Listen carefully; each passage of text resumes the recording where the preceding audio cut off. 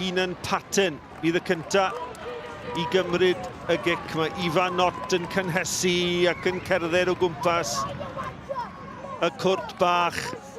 Mae yna dorf wedi ymgasglu y tu ôl i'r gôl. Patton yn erbyn Ifan Not. Keenan Patton, a mae'r arbediad yn un wych gan Ifan Not. Mantais i Hwlffordd o waith. Ie, arbediad gwych, mae'n mor syml â hynna. Mae'n penderfynu'n gynnar, dyma pa ffordd dwi'n mynd. A mae golgeidwa dyddi yma, maen nhw'n darllen rhediad, maen nhw'n gweld yr ongl, mae'r dyn yn rhedag efo, a Patton os rhywbeth wedi deud wrth y golgeidwad Not, ffordd ma dwi'n mynd, ond dal i fod arbediad a hanner. Oedd i'r uchder iawn i'r golgeidwad, oedd i tuag at y ganol. A nawr mae'r pwysau yn trosglwyddo at ysgwyddau y gŵr tal, y prif sgoriwr Ben Arman. Arman yn erbyn Radcliffe, a mae Arman yn rhoi Hwlffordd ar y blaen yn y gystadleuaeth o'r smotyn. Ie, sgorio di'r peth pwysica. Pan ti'n gallu sgorio ag yr golgeidwad y ffordd anghywir, mae'n teimlo'n special. Ti'n weld o'n mynd yn gynnar, just slotio i fewn yr ochr arall, gwych.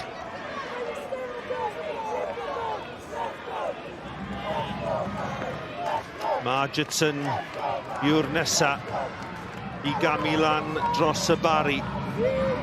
Ben Margetson i dîm ar ei holl yn barod. Ifan Not yn gwneud symudiadau ar y llinell yn allweddol i'r Barri. Mae'n mhell dros y bar gan Ben Margetson. Yr amddiffynwr yn methu, Hwlffordd yn dathlu. Ie, mae wedi cael hincaf yn dydi, mae mor syml â hynna. Da ni wastad yn teimlo'n ei fath. Mae'n cymryd guts, mae'n cymryd cymeriad i gamu fyny gymryd un. Ond weithiau ti'n meddwl, a i chdi oedd y dyn i gymryd i, methu'r targed o bellffordd.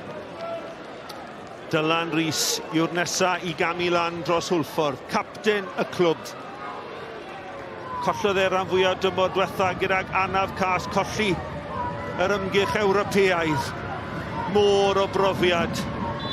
Hwlffordd a Rhys o'r smotyn, a mae'n ddwyddyn i'r adar gleision.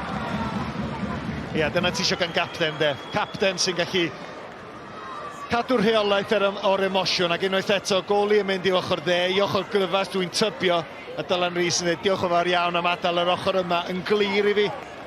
Fewn â hi. Heston Davies yw'r nesa, diddorol taw amddiffynwyr sy'n cael ei dewis o'r smotyn gan y Barri.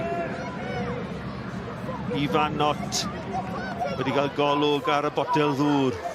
Heston Davies wedi ennill uwch gyngrair Cymru a Cwpan Cymru gyda'r seintiau newydd. Ond am ergyd bwysig i'r tîm cartre, dwy ddim ar ei holl i. Davies, a'n rhwydo, a Barri nôl yn y gystadleuaeth. Barri 1, Hwlffordd 2. Wel, am resymau amlwg, am gic bwysig.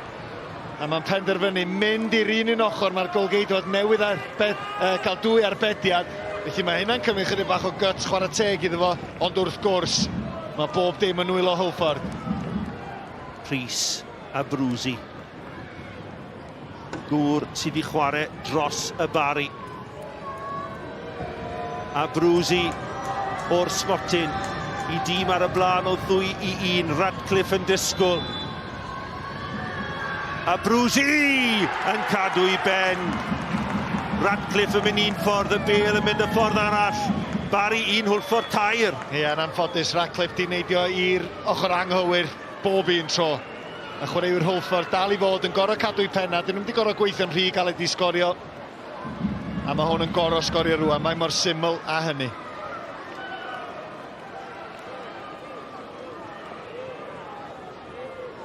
Callum Sainty, capten y Barri yn camu i lan. Mae dîmau tu ôl o 2 gôl. Mae rhaid iddo fe sgorio os nad yw Sainty'n rhwydo. Fe fydd Hwlffordd drwodd. Sainty o'r smotyn. A mae Sainty'n taro'r bar. A mae Hwlffordd yn ennill y gêm. A Hwlffordd sy'n drwodd i rownd derfynol y gemau ail-gyfle.